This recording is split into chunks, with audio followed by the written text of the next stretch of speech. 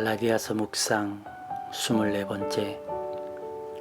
조금 손해보며 조금 억울하게 살면 안 되는 걸까요? 갈라디아서 2장 15절로 16절.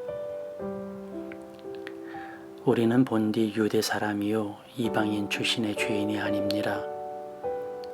그러나 사람이 율법을 행하는 행위로 의롭게 되는 것이 아니라 예수 그리스도를 믿는 믿음으로 의롭게 되는 것임을 알고 우리도 그리스도 예수를 믿은 것입니다. 그것은 우리가 율법을 행하는 행위로가 아니라 그리스도를 믿는 믿음으로 의롭다고 하심을 받고자 했던 것입니다. 율법을 행하는 행위로는 아무도 의롭게 될 수 없기 때문입니다.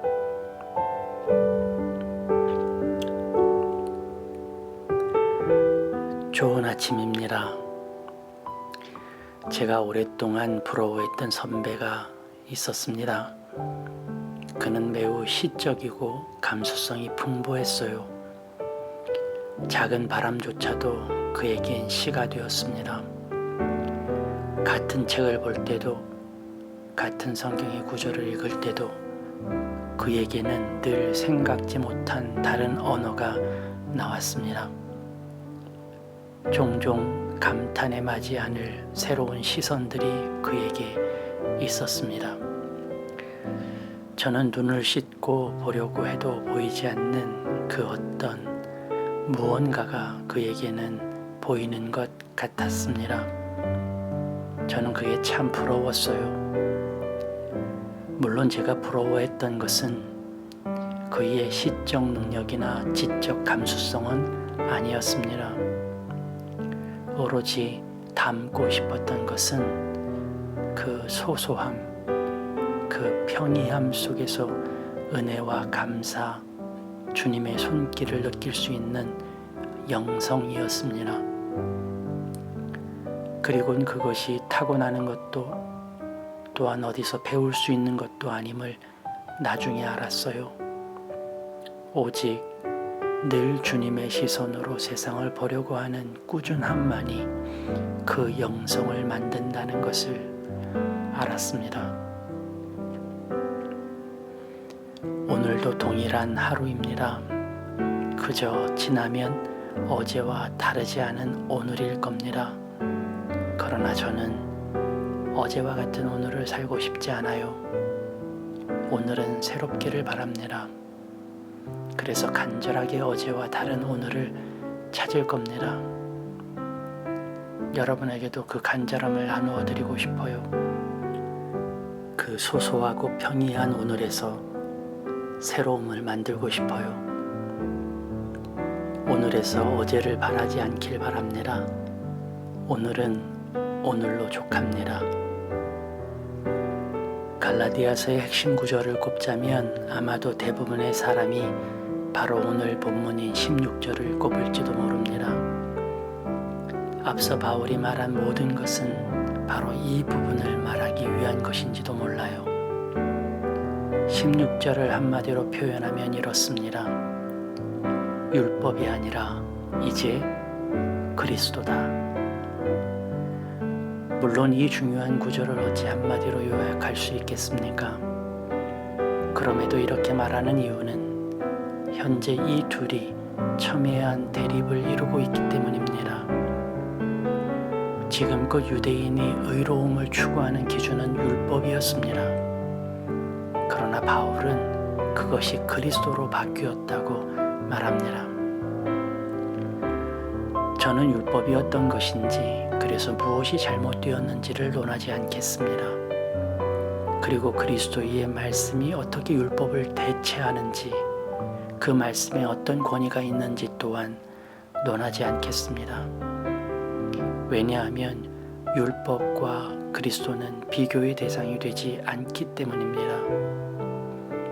율법을 그리스도께서 대체하는 것도 아니기 때문이죠. 이것은 완전히 다른 문제입니다. 마치 이런 것과 같아요. 어릴 적에 선생님과 등산을 한 적이 있었는데 미끄러져서 밧줄에 매달린 적이 있었습니다. 함께 있던 선생님이 밧줄을 잡아당겨 저를 끌어올렸는데요. 조금씩 올라가는 밧줄만 붙잡고 매달렸던 저의 눈앞에 드디어 손이 보였습니다. 선생님이 손을 내미신 거죠. 밧줄과 손은 차원이 달랐습니다. 밧줄은 불안했지만 손을 보자 이제 살았다는 느낌을 받았으니까요. 최근 목회자들만 주고받는 문자 메시지에 글이 하나 올라왔습니다. 사회적으로 여러 대립들이 있는 가운데 그 글은 예배를 중지시킨 정부의 조치에 대한 항의성 글이었어요. 논리정연한 글에 일면 타당한 말이다 싶을 즈음에 한 구절의 문장이 눈에 들어왔습니다. 그것은 형평성이라는 말이었어요. 왜 다른 곳은 문을 닫지 않는데 교회만 문을 닫게 하느냐는 뜻이었습니다. 형평성. 저는 이 대목에서 암울함을 보았습니다. 왜냐하면 예수님의 십자가에는 형평성이라는 것이 없었기 때문입니다.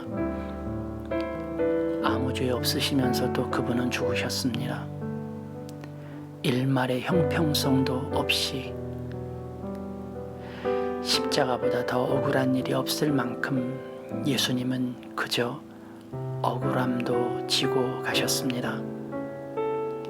그것이 그리스도의 삶이고 정신입니다. 그럼에도 세상의 형평성이 아니라 하나님의 형평성을 믿고 가셨습니다. 율법과 그리스도의 차이가 어쩌면 그런 것입니다. 율법은 선과 악을 나누고 억울함 없이 형평성에 어긋나지 않게 기계적인 잣대를 들이대는 것입니다. 그렇게 일률적이고 사회적으로 우리의 삶을 재단하는 것이 율법입니다. 그러나 그리스도는 율법이 아니라 사랑으로 우리에게 오셨습니다. 그리고 우리가 율법이 아닌 사랑으로 살도록 하셨죠. 그리스도를 믿는다는 것은 다른 것이 아닙니다. 이전에 내가 율법으로 살았던 것을 이제는 사랑으로 살겠다고 고백하는 것이 그분을 믿는 것입니다. 그런 예수님을 믿는 교회가 형평성이 없는 대우를 받으면 안 됩니까? 좀 억울하면 안 됩니까?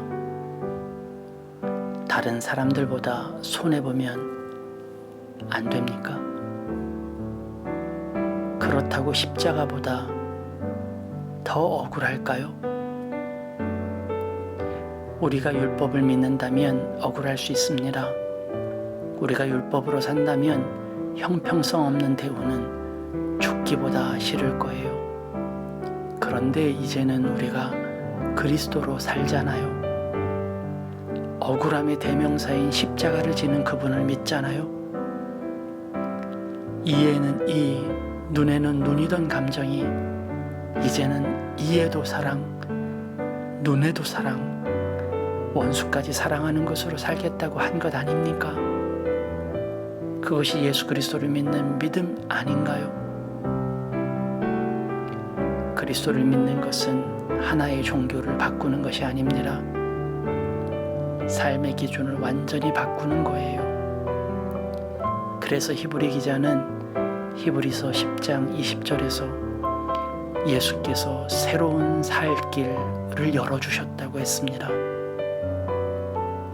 그리스도를 믿는 것은 지금과는 다른 새로운 기준으로 사는 것을 말합니다. 그래서 좀 손해보면 안 될까요? 조금 억울한 일 당하며 살면 안 되나요? 십자가처럼 말이죠. 그 그 십자가를 부활의 능력으로 세우신 것처럼 하나님이 우리를 그렇게 세워주시지 않을까요?